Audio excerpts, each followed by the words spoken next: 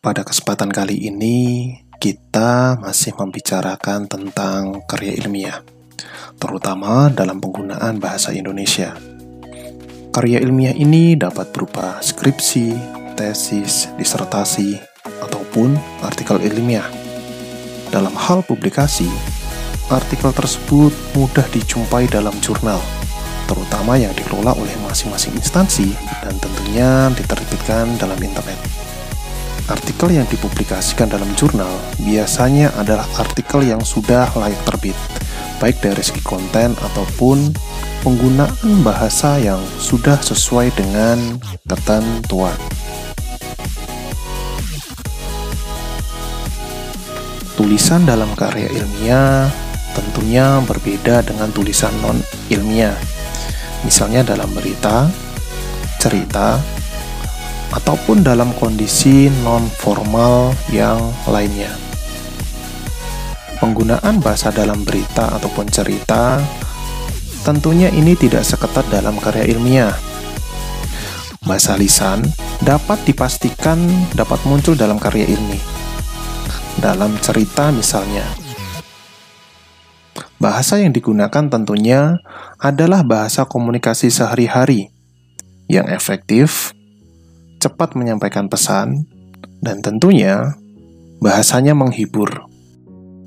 Dari sini dapat disimpulkan, bahasa non-ilmiah dapat dikatakan lebih fleksibel dan bebas dalam memilih kata. Penggunaan bahasa yang tidak baku juga tidak begitu dipermasalahkan. Bahkan, tidak sedikit dalam verba tulis, banyak dijumpai bahasa lisan yang tentunya bahasa ini tidak muncul dalam karya ilmiah. Berbeda halnya dalam karya ilmiah. Penggunaan bahasanya sudah pasti ketat dan teratur. Hal ini terjadi karena bahasa yang dibutuhkan adalah bahasa baku atau bisa dikatakan cenderung kaku.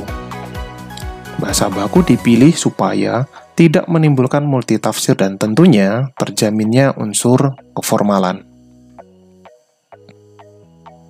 Pemilihan dan penggunaan bahasa baku dapat dicari atau ditelusuri dengan cara memanfaatkan Kamus Besar Bahasa Indonesia atau yang kita kenal dengan KBBI, baik yang berbentuk konvensional ataupun elektronik.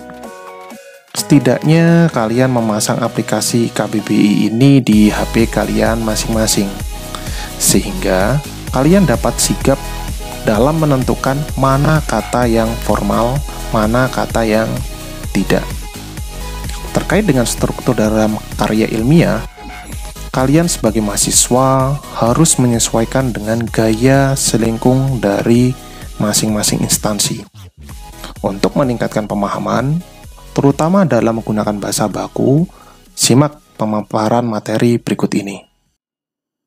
Oke, pada kesempatan kali ini kita akan belajar bersama terkait dengan penggunaan bahasa baku dalam bahasa Indonesia. Terutama bahasa baku ini kita tujukan untuk menulis karya ilmiah. Jadi yang perlu teman-teman sadari bahwa dalam karya ilmiah, memang mau tidak mau harus menggunakan bahasa yang betul-betul full baku. Dari awal sampai akhir harus menggunakan seluruhnya bahasa baku. Ya memang tidak memungkiri bahwa semakin tebal halaman kita ya ada mungkin 1-2 yang tidak menggunakan bahasa baku ya, itu tidak masalah. Asalkan di situ teman-teman sudah mulai meminimalisasi penggunaan bahasa yang tidak baku itu coba kita eliminasi. Yang perlu kalian sadari bahwa ya mungkin selama ini kita menganggap bahasa yang kita gunakan itu adalah bahasa yang baku.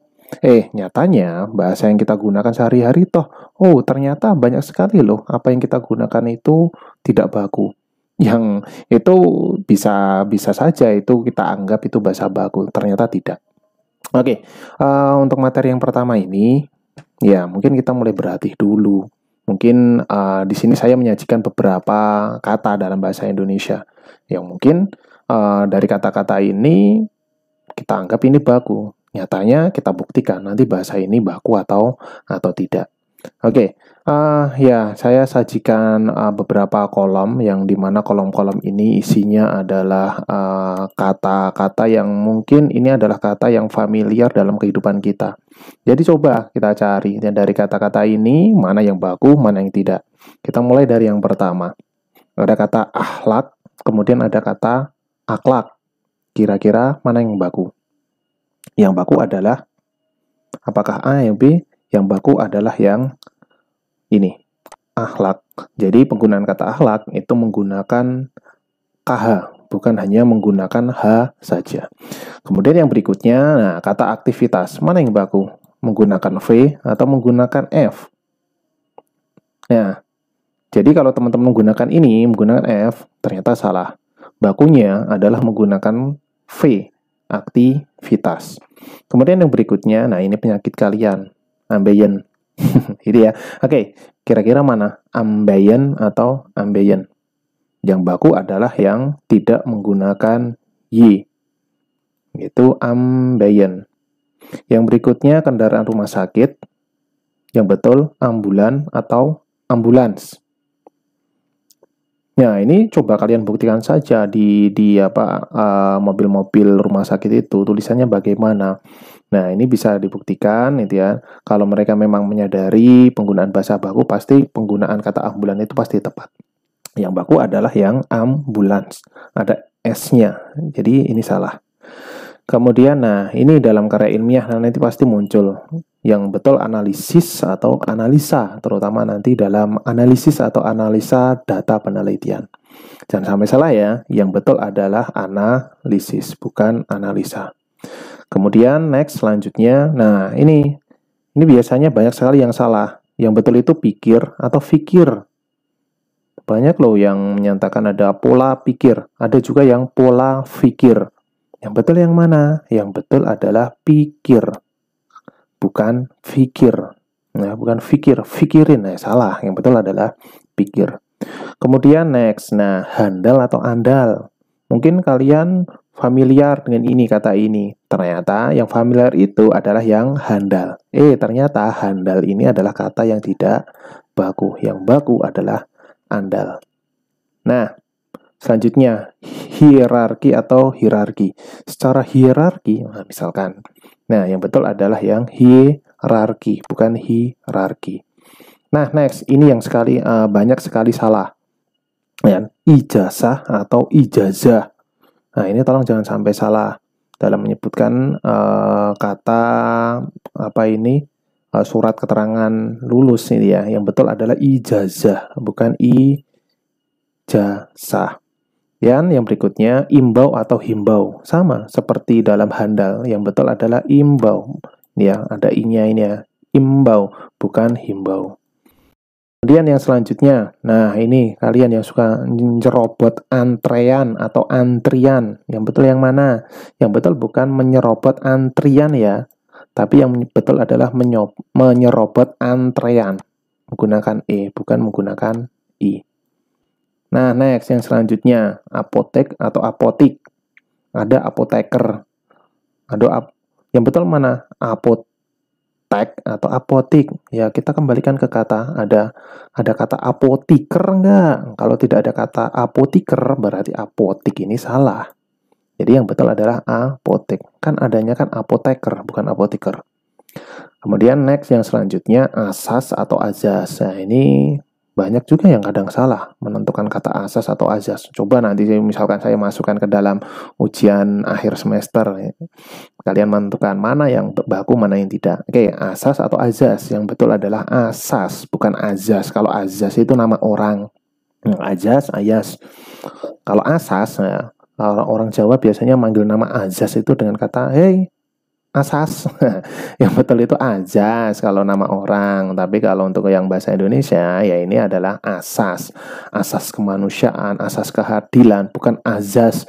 Kalau ini ya azas Ibrahim, bukan azas keadilan. Next yang selanjutnya, yang betul astronot atau astronaut. Nah, ini juga banyak yang salah. Ternyata penyerapannya adalah yang astronaut, bukan astronot. Ini salah. Nah, yang tidak memiliki agama, ateis atau ateis, menggunakan H atau yang tidak menggunakan H. Yang betul adalah yang tidak menggunakan H. Nah, atlet atau atlet, atletik atau atletik. Yang betul ya tentunya adalah atletik atau atlet. Atlet ya, salah. Nah, ini atmosfer atau atmosfer. Yang betul adalah, kalau kalian sering menyebutkan atmosfer, salah ya. Karena yang betul itu bukan atmosfer, tapi atmosfer. Nah, ini kalian insyaf atau insyaf ketika kalian melakukan kejahatan. Kejahatan, bercanda ya. Yang betul adalah yang insyaf, tidak menggunakan y. Nah, ini kalian yang sering izin pada mata kuliah saya, izin atau izin. Ya. Jadi bukan berasal dari jin ya. Jadi yang betul adalah izin, bukan jin. Nah, ini juga makanan kalian itu sudah kadaluarsa atau kedaluarsa. Kalau kalian menggunakan ini, kadaluarsa, salah. Karena kadal itu pernah luarsa. Ya, bukan kadal ya, tapi kedaluarsa. Next, yang berikutnya. Nah, kalian didiagnosa atau didiagnosis oleh dokter, misalkan kalian sakit. Yang betul adalah diagnosis ya. Diagnosa ini salah. Nah, ini yang berikutnya yang sering kalian kunjungi, diskotek atau diskotik. Yang mana yang betul? Lihat saja itu tempat kalian yang sering main-main ke sini. Yang betul adalah yang diskotek, bukan diskotik. Nah, ekstra ayam misalkan. Yang betul yang mana? Ekstra nasi misalkan. Yang betul, kalau ini masih dalam bahasa Inggris. Kalau diserap ke dalam bahasa Indonesia, ya menjadi ekstra. Sama halnya dalam kata ini ya. Yang betul ya pakai KS, ekstrem atau ekstrim. Nah, ekstra ini kan juga dari bahasa Inggris juga ya. Yang betul adalah ekstrem, bukan ekstrim. Kemudian ada elit. Nah, coba dicek. Yang betul yang mana? Elit pakai E atau tidak pakai E? Yang betul adalah yang pakai E. Elite. Elit bacanya. Bukan elit. Nah, kemudian yang berikutnya fondasi atau pondasi. Kalau kalian menjawab ini, berarti betul. Ya, karena yang betul bukan pondasi rumah. Yang betul adalah fondasi rumah. Kemudian 4 terakhir, hakikat atau hakikat. Ya, betul. Yang betul adalah hakikat, bukan hakikat. Nah, ini kosakata. Mana yang betul? Yang betul itu digabung atau dipisah? Ya, yang betul adalah yang digabung, bukan dipisah. Kenapa? Kenapa ini salah? Ya, karena kata kosa itu kan tidak ada dalam bahasa Indonesia. Ya. Terus kemudian kata kosa ini bertemu dengan kata menjadi kosakata, maka kata kosa ini harus digabungkan dengan kata yang berikutnya. Ya. Jadi bukan kosa spasi kata, tapi yang betul adalah kosa kata gabung. Jadi kalau misalkan ada kata asing yang bergabung dengan kata Indonesia, bahasa Indonesia membentuk kata baru, maka kata itu tidak boleh ditinggalkan. Jadi kata itu harus selalu digandeng kemanapun kata itu pergi. Nah, misalkan ini ya, kosa kata. Kata kosa itu tidak ada dalam bahasa Indonesia. Maka kata kosa ini harus digandeng dengan kata dari bahasa Indonesia. Oke, nah ini kwitansi atau kwitansi. Yang betul yang mana? Iya, kalau kalian masih menjawab ini salah. Yang betul adalah kwitansi. Nah, ini ketika saya ngecek banyak loh buku-buku kwitansi itu nulisnya kayak gini. Ini salah ya. Jangan diteruskan lagi. Yang betul adalah kwitansi, tidak menggunakan W. Nah, ini juga banyak yang salah. Ya, kalian pasti banyak nyebutnya ijazahnya dilegalisir. Ya, yang betul itu bukan dilegalisir, yang betul adalah dilegalisasi. Karena apa? Legal, kemudian mendapatkan akhiran isasi. Karena di dalam bahasa Indonesia itu kan tidak ada akhiran sir. Ya, sir itu akhiran apa? Nah, nggak ada. Yang ada adalah akhiran isasi. Ya, jadi jangan legalisir, tapi legalisasi. Oke, paham ya? Betul berapa di sini ya? Semoga betul semuanya. Ya meskipun tidak mungkin betul semuanya. Oke, next yang selanjutnya. Nah, dari beberapa kalimat ini, coba mana kalimat yang sesuai atau silakan dicari mana yang salah. Karena dalam karya ilmiah, selain kalian menggunakan kata full baku, ya tentunya dalam karya ilmiah itu teman-teman tidak boleh mencantumkan bahasa lisan di dalam karya ilmiah kalian. Bahasa lisan itu silakan dibuang. Selain bahasa lisan, tentunya ada unsur-unsur kedaerahan itu juga sebisa mungkin dihindari. Jadi jangan sampai bahasa daerah masuk mengganggu, masuk ke dalam bahasa Indonesia dalam karya ilmiah. Itu tidak boleh. Nah, oke. Kita cermati dari kalimat-kalimat ini. Mana kalimat yang sesuai? Bukan kalimat yang sesuai ya. Mana kata yang tidak sesuai. Jadi silahkan dari kalimat-kalimat ini, mana kata-kata yang tidak sesuai. Yang pertama, Cina punya persenjataan yang mumpuni untuk melawan AS. Mana ya kata yang tidak sesuai? Seolah-olah kata ini sesuai semuanya, seperti tidak ada yang salah. Ternyata dari kata ini, ternyata ada yang salah loh. Yang salahnya itu ada di kata punya. Punya ini tidak baku, ya. Jadi kata bakunya ini bukan punya, tapi harusnya memperoleh imbuhan atau afiksasi. Harusnya bukan punya, tapi mempunyai. Kalau mempunyai berarti betul. Kalau punya ini salah, ya. Ya, syukur-syukur nanti kalau ini saya keluarkan di ujian kalian bisa ya mencari mana kata yang salah ya. Oke, jadi Cina mempunyai persenjataan yang mumpuni untuk melawan AS. Kemudian yang kedua, tawaran itu sangat menggiurkan, tapi saya tidak tertarik. Seolah-olah ini juga betul. Kelihatannya benar. Tapi ini ada yang salah. Ada satu kosakata yang salah. Yang mana? Ya. Oke, betul. Ini ya. Kata tapi ini salah. Dalam bahasa Indonesia itu tidak ada kata tapi, adanya kata tetapi. Jadi kalau kalian menggunakan kata tetapi ya betul. Jadi apa? Ya jadi tawaran itu sangat menggiurkan. Tetapi saya tidak tertarik. Nah, jadi dalam karya ilmiah kata tapi ini silahkan dihindari. Jadi gunakanlah bentuk yang sempurna, yaitu tetapi.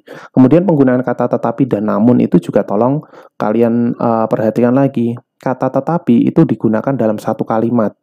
Dan di kalimat yang sama misalkan seperti ini.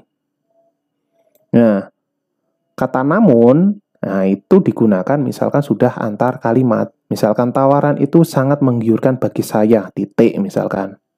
Namun, saya sama sekali tidak tertarik. Nah, itu baru betul menggunakan namun. Jadi kalau dalam satu kalimat ini kalian menggunakan kata namun, ya salah. Jadi misalkan tawaran itu sangat menggiurkan, namun saya tidak tertarik. Nah, itu salah. Nah, ya. Jadi tolong perhatikan penggunaan kata tetapi dan namun. Kemudian yang selanjutnya, saya mau menulis laporan administrasi keuangan. Mana yang tidak baku atau mana yang harus diganti? Sayakah, maukah, menuliskah, laporankah, administrasikah, keuangankah? Yang mana? Oke, betul lagi gitu ya. Yang harus kita ganti adalah kata mau. Ya.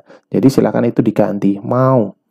Jadi diganti dengan kata ingin. Saya ingin menulis laporan administrasi keuangan. Oke. Kemudian yang selanjutnya, masalah itu sudah saya tanyakan ke bagian informasi.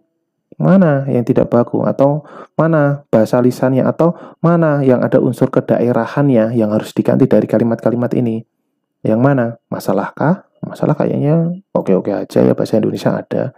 Itu apalagi itu juga ada dalam bahasa Indonesia. Sudah ada juga. Saya apalagi. Tanyakan adakah? Tanyakan. Oke. Ke ada. Bagian ada. Informasi ada. Tanyakan salah. Ya. Yang betul bukan tanyakan. Ini kalau tanya ada gitu kan. Tapi dapat akhirankan ini yang salah. Seharusnya ini menjadi bukan tanyakan. Ini kesannya bahasa lisan banget nih, bahasa lisan banget kalau seperti ini. Yang betul adalah masalah itu sudah saya sampaikan ke bagian informasi. Oke, next yang selanjutnya. Dosen bilang bagian ini harus dimiringkan. Mana yang kelihatan mengganjal? Dosen kah? Nah, saya tidak terganjal. Atau kalian bilangkah? Bagiankah atau dimiringkan? Kalian yang miring. Nah, mana? Oke, yang harus diganti atau yang tidak tepat itu adalah kata bilang. Ya, ini lisan sekali. Saya sudah bilang kok, Pak. Ya. Ibu saya baru bilang, itu dosennya yang bilang, nah ini salah. Kalau dalam bahasa tulis ini salah. Meskipun dalam kamus ini memang ada, tapi ini tidak bisa digunakan dalam karya ilmiah. Harusnya kata bilang itu diganti dengan kata mengatakan. Dosen mengatakan bagian ini harus dimiringkan. Nah, itu baru betul. Oke, next yang selanjutnya. Setelah bilang ada, ya oke, sebagai syarat kelulusan, mahasiswa harus bikin karya ilmiah. Nah, ini sudah kelihatan sekali ya. Kalau dalam kalimat ini sudah ada kelihatan yang kurang nyaman untuk dibaca, yaitu dalam kata bikin. Bikin nggak ada atau nggak boleh masuk dalam karya ilmiah. Ya, bikin ini lisan sekali. Yang betul adalah membuat. Ya, jangan bikin. Bikin apa? Bikin adonan, bikin nasi atau apa. Nah, iya. Oke, yang selanjutnya, bagian itu terlalu sulit buat mahasiswa. Mana lagi? Coba dicari. 1, 2, 3. Nggak ketemu. Nggak ketemu. Pas. Oke. Yang salah adalah pada bagian kata buat. Ini juga tidak bisa. Ya buat apa? Ya, kan ada kayak gitu. Itu untuk apa? Atau itu buat apa? Nah, ini nggak boleh. Ya, jadi lebih formalnya bukan menggunakan kata buat, tapi untuk. Ya, untuk. Aduh, nulisnya. Oke, yang betul adalah untuk, bukan buat. Oke, 3 terakhir. Saya tidak tahu bagian hipotesis. Mana? Saya, formal, tidak bisa digunakan tahu, nggak tahu deh. Bagian bisa, hipotesis bisa. Nah, ini yang bagian tahu. Jadi bukan tahu ya. Jadi yang betul adalah tahu. Tahu, bukan tahu makanan loh. Bukan tahu, yang betul adalah tahu. Ya, ada hanya, bukan tahu. Oke, ini berarti tidak sesuai dengan kamus. Oke, 2 terakhir. Aku kesulitan pada bagian kerangka pikir. Mana? Pikir ya. Nah, ini pikir ya, betul ya. Kalau pikir betul. Yang salah itu kalau kalian pikir loh, ya, pola pikir ya, kerangka pikir ya salah. Jadi yang betul itu pakai P bukan menggunakan F. Ini sudah betul. Yang salah mana? Nah, ini aku. Aku ini tidak boleh digunakan dalam karya ilmiah. Atau unsur-unsur apa ini? Unsur-unsur kekerabatan itu tidak boleh. Jadi bakunya itu bukan aku, tapi bakunya adalah saya. Jadi kalau kalian WA saya, jangan, Pak, aku tidak berangkat karena aku mengantuk. Jangan menggunakan aku, tapi gunakan Pak, mohon maaf Pak, saya tidak bisa masuk perkuliahan bahasa Indonesia karena saya lupa jalan ke kampus, misalnya. Gitu ya. Jadi jangan aku lagi ketika WA saya atau ke dosen yang lain. Jadi gunakan kata saya, ini lebih formal. Next, yang selanjutnya, perkuliahan segera dimulai dan dosen sebentar lagi tiba. Mana perkuliahan yang ada, segera ada, mulai ada. Mana yang salah? Yang salah adalah pada bagian sebentar lagi. Ya Pak, sebentar lagi. Ya kan nggak ada kan dalam karya ilmiah kok sebentar lagi. Ini kan lisan juga. Jadi bukan sebentar lagi, tapi yang betul adalah segera. Sehingga menjadi perkuliahan segera dimulai dan dosen segera tiba. Itu ya. Oke, next yang selanjutnya. Oke, yang selanjutnya, seperti yang saya sampaikan bahwa dalam penggunaan bahasa, terutama dalam karya ilmiah, teman-teman betul-betul harus menghindari kata-kata yang berasal dari atau ada unsur kedaerahan, atau ada unsur keasingan, atau kata-kata lisan yang tentunya itu juga tidak boleh dimasukkan ke dalam bahasa dalam karya ilmiah. Karena memang dalam karya ilmiah itu memang diusahakan betul-betul bahasanya baku dan sesuai dengan peraturan yang baku. Oke. Dari sini saya tampilkan ada 5 kalimat. Silahkan teman-teman cari kira-kira dari kalimat ini mana dari masing-masing kalimat mana kata yang salah atau ada kata yang perlu diperbaiki. Yang pertama misalkan ada kata 17 Agustus 1945 merupakan hari yang penting di mana bangsa kita merdeka. Seolah-olah ini betul, seolah-olah semua kalimatnya sesuai atau baku semuanya. Tapi tanpa kalian sadari, ternyata dari kalimat ini ternyata ada kata yang tidak sesuai. Entah itu karena ada unsur kedaerahan atau ada unsur yang asing. Yang pertama, ini terletak pada kata di mana. Ya, ini sering sekali saya menemukan dalam karya ilmiah. Mahasiswa banyak sekali menggunakan kata di mana, di mana, di mana. Nah, di mana? Kenapa balik tanya ke saya? Kan itu. Kata di mana ini adalah terjemahan dari bahasa Inggris. Where is. ya. Dan ini tidak ada dalam bahasa Indonesia. Jadi hindari atau pernah gunakan lagi kata di mana dalam karya ilmiah. Kecuali kalau kalian mau menggunakan dalam karya selain non ilmiah, ya silahkan saja. Tapi dalam karya ilmiah jangan menggunakan kata di mana. Ini salah, ya. Karena ini dari kata where is, ya salah. Ya, kalau dalam bahasa Inggris ada, ya yang nantinya akan membentuk kata benda. Kalau dalam bahasa Indonesia nggak perlu. Oke, yang kedua, bangsa kita merupakan bangsa yang besar, yang mana terdiri dari banyak pulau. Oke, dari sini mungkin kalian juga sudah akan langsung menemukan mana yang salah, ya. Yang salah adalah kata yang mana, sama dengan kata di mana, where is, ya.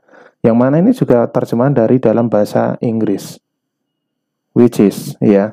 Salah, ya. Jadi jangan menggunakan kata yang mana. Ganti saja kalau yang pertama tadi, misalkan ganti 17 Agustus 45 merupakan hari yang penting karena bangsa kita merdeka. Oke, ganti saja dengan kata karena. Sama halnya untuk contoh yang kedua, bangsa kita merupakan bangsa yang besar, yang mana jangan yang mana, ya. Bangsa yang besar karena terdiri dari banyak pulau. Oke, betul. Malah betul menggunakan kata karena. Kemudian yang ketiga, data yang selama ini dicari akhirnya ketemu. Kira-kira mana yang salah? Ya kan? Ini seolah-olah betul, seolah-olah nggak ada yang salah. Tapi ternyata ada kata yang salah, yaitu pada kata ketemu. Kata ketemu ya ketemu dalam bahasa atau dalam kamus ya ada, ya. Tapi ya ini nggak bisa kalau ini digunakan dalam karya ilmiah. Gunakan apa? Ya misalkan ganti saja bentuk kalimatnya menjadi data yang selama ini dicari akhirnya berhasil ditemukan. Bukan berhasil ketemu, ini lisan sekali menggunakan kata ketemu. Kemudian yang berikutnya, yang keempat, masalah ini dapat diselesaikan dengan cara musyawarah. Monggo saya fasilitasi. Atau ya ini mangga gitu ya, tulisannya mangga saya fasilitasi. Nah, ini kenapa? Ini salah ya. Nah, ini kenapa saya sampaikan dalam bahasa Indonesia, terutama dalam karya ilmiah, betul-betul harus menggunakan bahasa yang baku atau menggunakan bahasa yang terstandar. Dalam arti ya, supaya tidak multitafsir atau tidak penafsiran dari masyarakat yang membaca itu tidak lebih dari satu. Coba saja kalau di sini misalkan menggunakan kata monggo atau kata mangga, tidak menggunakan O ya, tapi menggunakan A. Bisa jadi loh, tempat lain atau daerah lain yang bukan bahasa Jawa, ini nganggapnya bukan silahkan, tapi bisa dianggap ini adalah buah mangga. Ya. Jadi kalau kita tidak menggunakan bahasa baku, kemungkinan besar untuk miskomunikasi itu sangat besar. Jadi silakan ini diganti, jangan monggo lah, ya. Mari saya fasilitasi, ini udah bisa, jangan monggo. Nah, oke, sama halnya untuk yang nomor 5. Misalkan ada kata ngapunten, masalah ini saya tidak mengetahui duduk permasalahannya. Nah, kalian bukan dari bahasa Jawa, kalian pasti tidak akan tahu kata ngapunten itu artinya apa. Nah, maka hindari, karena bahasa daerah ya cuma, sebagian besar cuma dipahami oleh dari daerah masing-masing. Jadi hindari, ya. Ngapunten itu bahasa Indonesianya adalah permisi. Ya, permisi atau maaf, masalah ini saya tidak mengetahui duduk permasalahannya. Ganti, jangan ngapunten. Orang dari NTT nggak paham dari mana, dari Kalimantan, dari Papua, kemudian dari mana Sunda, yang sama-sama Jawa saja juga tidak tahu kata ngapunten itu artinya apa. Nah, itu ya, itu alasannya. Jadi gunakan yang full bagus supaya tulisan kalian itu tidak multi tafsir. Oke, next ya, yang selanjutnya. Oke, bahasa baku. Oke, tadi saya sudah memberikan banyak sekali contoh-contoh, kemudian kita mencoba menganalisis juga. Nah, di sini yang selanjutnya saya berikan teorinya kepada kalian semuanya, terutama dalam penggunaan bahasa baku dalam bahasa Indonesia. Ya, kalau kita berbicara bahasa baku, terutama kita berbicara tentang hakikatnya, maka hakikat dari bahasa baku itu apa sih? Baku dari tadi gitu ya, baku atau apa gitu ya. Jadi bahasa baku itu adalah bahasa resmi atau bahasa formal. Ya. Jadi bisa itu digunakan dalam bentuk lisan ataupun tertulis tergantung konteksnya. Kalau konteksnya dalam tertulis, kalau misalkan kita berbicara dalam karya ilmiah, ya tentunya harus menggunakan bahasa baku. Harus, ya. Ataupun ketika kita berbicara dalam forum yang resmi, dalam seminar misalkan, kita usahakan menggunakan bahasa yang bukan bahasa dengan teman sejawat, bukan bahasa di pasar, atau bahasa dengan teman-teman yang akrab, jangan. Ya, jadi kita harus paham situasi dan kondisi atau konteks tempat kita. Ya, jadi dengan kita mengetahui konteks kita, maka kita bisa memilih bahasa yang sesuai. Jadi jangan sampai gitu ya, ya seperti yang pernah saya sampaikan, gunakanlah bahasa Indonesia yang baik dan benar. Karena yang baik belum tentu benar, yang benar itu belum tentu baik. Jadi gunakan yang betul-betul baik dan benar, sesuai dengan konteksnya. Yang kedua, ragam yang dilambangkan dan diakui oleh sebagian besar masyarakat pemakainya. Jadi bahasa formal itu ya, atau ragam yang dilambangkan atau diakui oleh sebagian besar atau seluruh masyarakat pemakainya, terutama masyarakat di Indonesia. Jadi bahasa baku itu akan diketahui dan dipahami oleh seluruh masyarakatnya. Jadi kalau kita memasukkan unsur kedaerahan, masing-masing daerah memasukkan ke dalam bahasa Indonesianya masing-masing, terutama nanti akan digunakan berkomunikasi dengan orang luar daerah, ya pasti akan menimbulkan persoalan. Persoalan apa? Persoalan pemahaman, karena orang lain yang bukan dari daerahnya itu pasti tidak akan memahami apa yang kalian bicarakan. Itu pasti akan loading dulu gitu kan. Harus menyambungkan konteks-konteksnya, itu lama. Nah, atau bahasa baku itu adalah kerangka rujukan norma-norma bahasa. Nah, atau bahasa yang normatif atau yang bahasa yang sesuai dengan aturannya itu ya bahasa baku ya.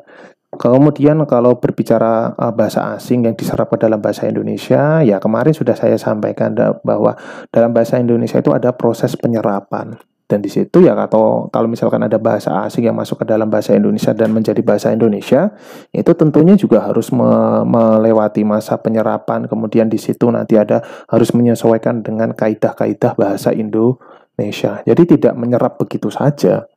Misalkan saja ada kata belo sungkowo dalam bahasa Jawa, kemudian diserap ke dalam bahasa Indonesia menjadi bela sungkawa. Ya tulisannya ya bukan, atau bacanya ya bukan belo sungkowo dalam bahasa Jawa. Tulisannya atau pelafalannya karena sudah diserap ke dalam bahasa Indonesia ya menjadi bela sungkawa, yang artinya itu adalah turut berduka cita. Yang selanjutnya, sifat ragam baku. Nah, sifat ragam baku, kenapa sih menggunakan bahasa baku? Kenapa tidak menggunakan bahasa-bahasa yang biasa dilafalkan? Gitu ya. Nah, kenapa? Ya, karena bahasa baku itu memiliki sifat yang pertama, kemantapan dinamis, atau bahasanya terstandar dan tidak mudah berubah. Ya, jadi ya perubahan-perubahan dalam bahasa baku ini ya membutuhkan apa ya? Membutuhkan pembicaraan yang panjang dan lama juga. Maka dalam bahasa baku itu, kenapa kita aman menggunakan bahasa baku? Ya karena bahasanya ini terstandar dan tidak mudah berubah dengan seiringnya berjalannya waktu. Ya meskipun nanti ada perubahan-perubahan, itu kan membutuhkan kajian yang mendalam. Ya, beda halnya kalau kita menggunakan bahasa gaul saja mungkin 1 tahun berikutnya itu sudah berubah atau bahasanya sudah nggak populer sehingga tidak digunakan lagi. Nah, tapi kalau dalam bahasa baku enggak, itu tetap masih bisa digunakan sampai bahasa itu memang tidak layak untuk digunakan lagi. Ya. Kemudian yang kedua adalah cendikia, atau bahasa ini ya digunakan di tempat-tempat yang resmi. Jadi misalkan pidato kenegaraan presiden, seminar nasional misalkan, kemudian rapat organisasi, misalkan instansi ya, rapat instansi. Ya tentunya itu akan menggunakan bahasa yang cendekia atau menggunakan bahasa yang sifatnya ini adalah sifat ragam baku. Ya memang tidak menutup kemungkinan nanti sedikit-sedikit karena itu memang dalam komunikasi langsung ya nanti bisa muncul ada lisan, tapi ya memang itu diminimalkan karena kita tidak mungkin bisa 100% full menggunakan baku, itu memang susah, tapi memang kita minimalkan dan untuk menggunakan bahasa yang tidak baku. Kemudian yang berikutnya yang ketiga, seragam atau pembakuan dalam proses penyeragaman bahasa. Jadi bahasa baku itu yang bahasanya seragam, tidak multitafsir. Satu bahasa atau satu kata ya maknanya cuma itu saja ya. Dan insya Allah itu yang dari berbagai daerah, berbagai suku itu memiliki pemahaman yang sama terkait dengan bahasa baku tadi. Nah, kemudian ciri ragam baku yang pertama memakai ucapan baku, jadi tidak terpengaruh oleh ucapan kedaerahan. Nah, ini yang dari tadi saya sampaikan ya. Jadi diusahakan gitu ya memakai ucapan yang baku. Jadi hindarkanlah menggunakan bahasa unsur-unsur kedaerahan. Ini dihindarkan. Nah, terutama yang masyarakat Jawa ini sering sekali ya menyampaikan yang seperti ini. Jadi ada kata Bandung, ada kata Demak, Jombang, Garut, Bantul. Itu biasanya kalian ya, apalagi kalian yang berasal dari Jawa, Bantul misalkan. Nah, itu ya. Kata Bandung itu pasti kalian bacanya itu bukan Bandung tapi Bandung. Mau kemana? Arep nondi, arep neng Bandung. Mana? Demak muncul muncul resapan N itu ya. Kemudian mana? Jombang, Jombang. Garut, Garut, Bantul. Lah ini Bantul yang kalian dari Bantul itu biasanya bukan Bantul ya. Rumahmu mana? Rumah saya Bantul lah, muncul sapaan M ini. Jadi ya tidak hanya ini saja, masih banyak lagi ya. Ini kalau bisa memang dihindari. Ya tadi kata monggo, ya monggo silahkan saya mengikuti saja. Nah itu sebisa mungkin itu dihindari.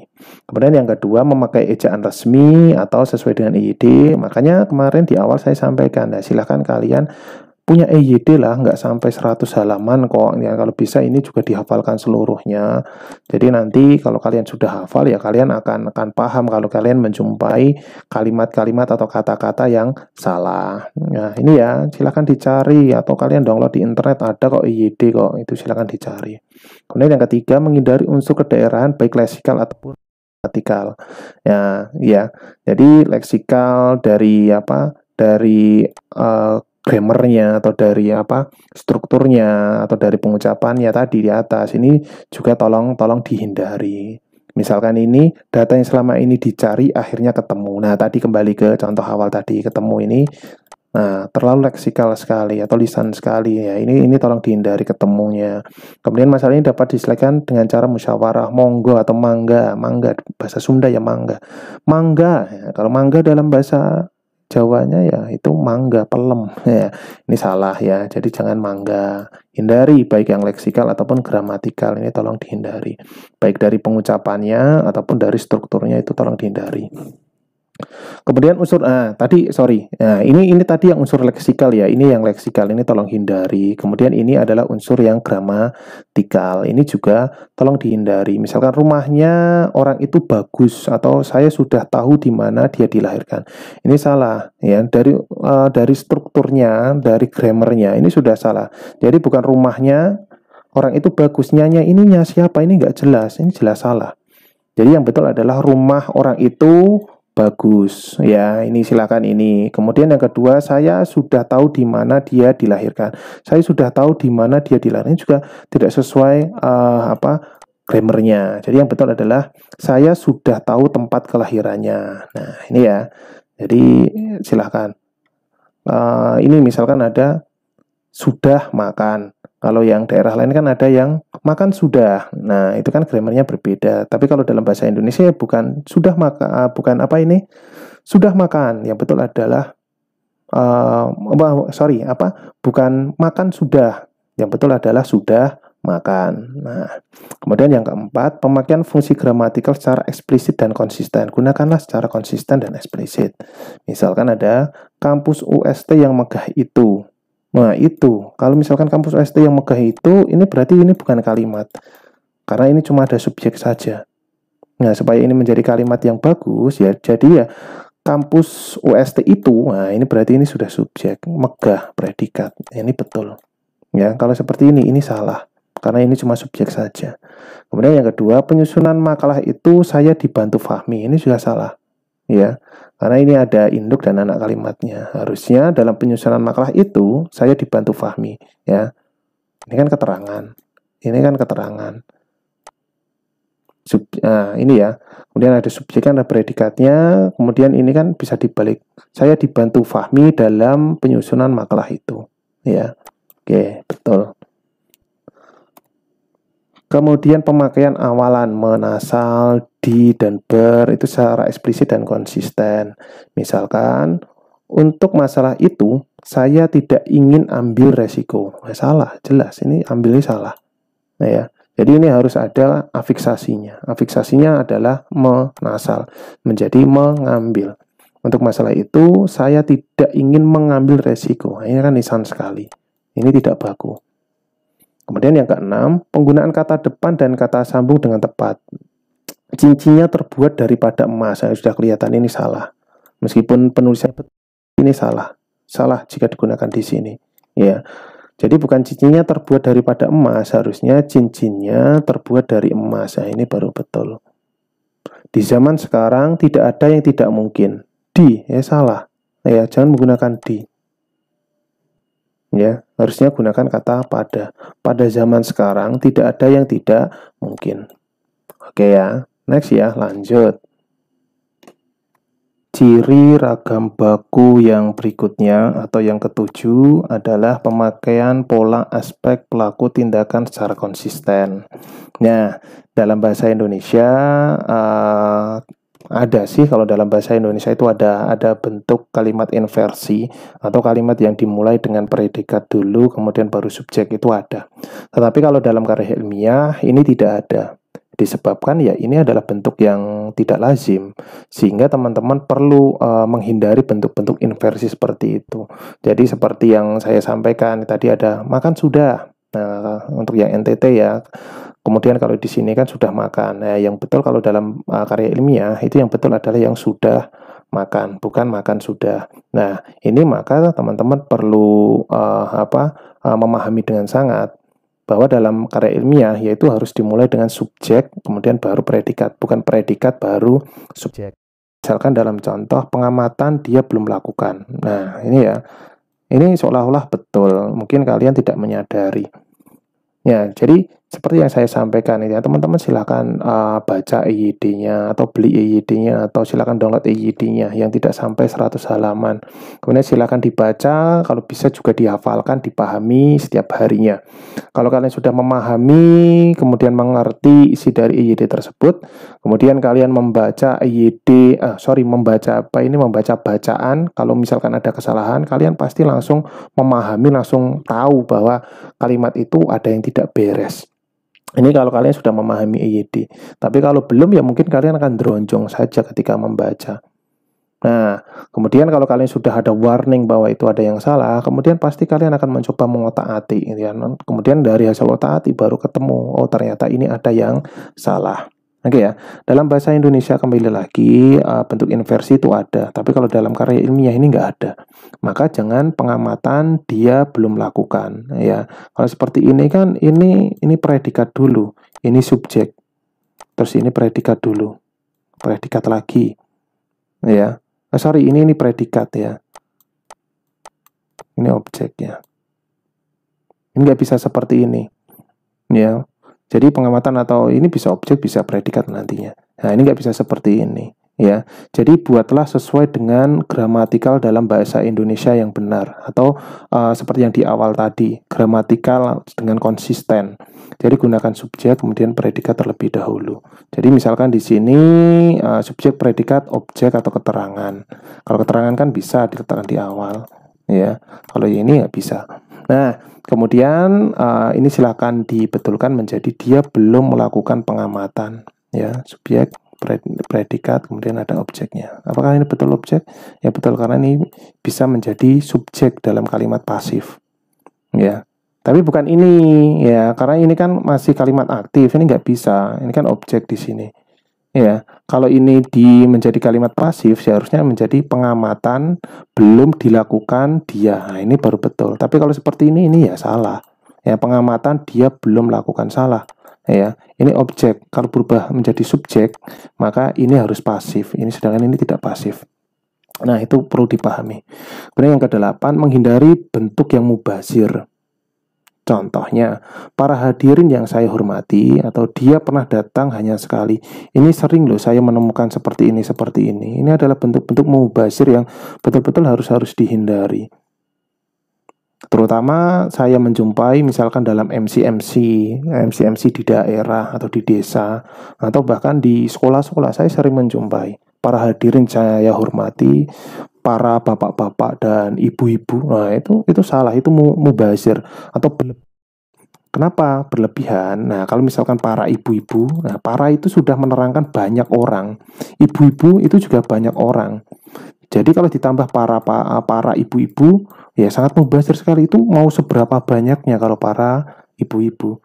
Harusnya seperti apa gunakannya? Gunakan para ibu atau ibu-ibu, itu sudah cukup mewakili. Jangan para ibu-ibu tambah dan bapak-bapak lah, itu luar biasa berlebihannya. Nah, kalau yang ini mana yang salah? Ya ini salah. Ya, ini salah. Jangan para hadirin. Para itu banyak, hadirin itu sudah banyak. Jadi gunakan hadirin saja. Jadi menjadi hadirin yang saya hormati, nggak usah para-para. Ini sudah banyak, banyaknya luar biasa. Nah, itu.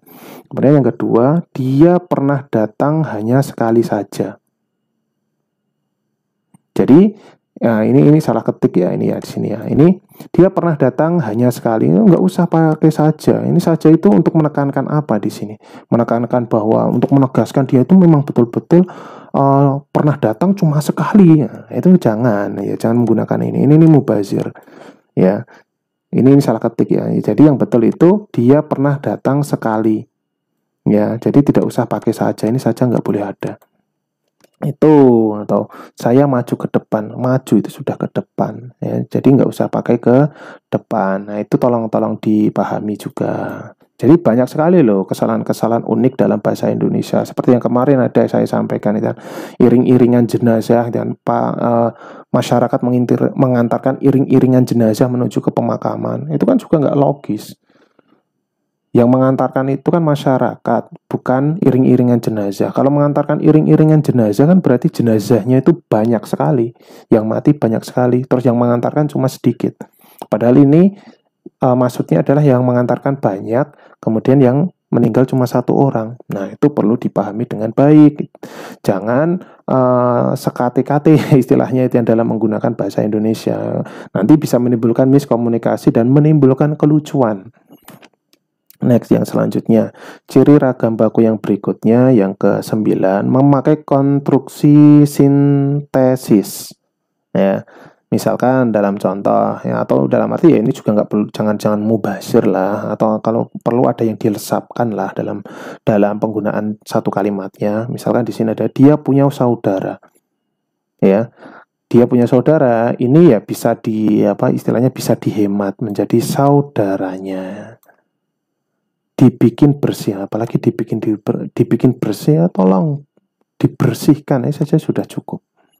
Dikasih komentarnya sudah dikomentari ya, atau bentuk-bentuk yang lain yang kemungkinan besar kalian akan menjumpai sendiri ketika nanti kalian akan menulis karya ilmiah kalian. Nah, untungnya saja ya ini pandemi, jadi saya tidak meminta kalian untuk membuat karya ilmiah. Kalau pertemuan sebelum pandemi yang kemarin-kemarin ya saya meminta mahasiswa untuk membuat karya ilmiah. Bab 1 sampai bab 3. Ya. Jadi akan saya teliti dari bahasanya, kemudian juga dari kerapian bahasa yang mereka gunakan. Nah, ini kalian beruntung yang tidak ada. Tapi bukan berarti beruntung kalau kalian tidak belajar ya nanti kalian di skripsi bisa nantinya. Jadi silakan dipahami dengan baik apa yang sudah saya sampaikan, kemudian tolong diaplikasikan betul-betul dalam tulisan kalian, misalkan di makalah atau di artikel kalian atau di tugas ya, atau nanti di tugas akhir kalian misalkan di skripsi. Itu tolong. Nah, kemudian yang 10, kata-kata yang sering salah pemakaiannya. Banyak loh, banyak sekali ini kata-kata yang sering salah pemakaiannya. Misalkan ada kata acuh. Acuh itu artinya peduli, ya. Saya acuhkan dia, misalkan seperti itu. Itu artinya kalian mempedulikannya. Kalau kalian saya acuhkan dia, itu bukan berarti kalian itu tidak memperdulikan. Acuh itu artinya adalah peduli. Ya. Jadi kalau kalian mau tidak memperdulikan, ya saya tidak akan memperdulikan, atau saya akan tidak acuh. Nah, itu baru betul ya. Jadi jangan saya acuh. Kemudian yang berikutnya ada absen. Misalkan saya pas perkuliahan masih di dalam kelas ya, Pak saya belum absen. Itu juga salah. Kalau kalian bilang Pak saya belum absen, ya kalian tidak akan saya minta untuk tanda tangan. Saya anggap kalian tidak masuk dan saya silang, padahal kalian ada. Karena absen itu artinya tidak hadir. Jangan Pak saya absen kemudian kalian minta tanda tangan. Ya tidak akan saya beri tanda tangan. Kalau kalian absen atau kalian tidak hadir. Yang betul apa? Yang betul adalah Pak saya belum presensi. Presensi itu artinya adalah kehadiran. Jadi jangan absen. Nah, gitu ya. Silakan dipahami dengan baik penggunaan bahasa baku dalam bahasa Indonesia ini karena kedudukannya sangat penting sekali ya, supaya orang yang membaca karya ilmiah kalian itu langsung paham dan tidak menimbulkan miskomunikasi atau multitafsir, terutama untuk dosen pembimbing kalian nantinya.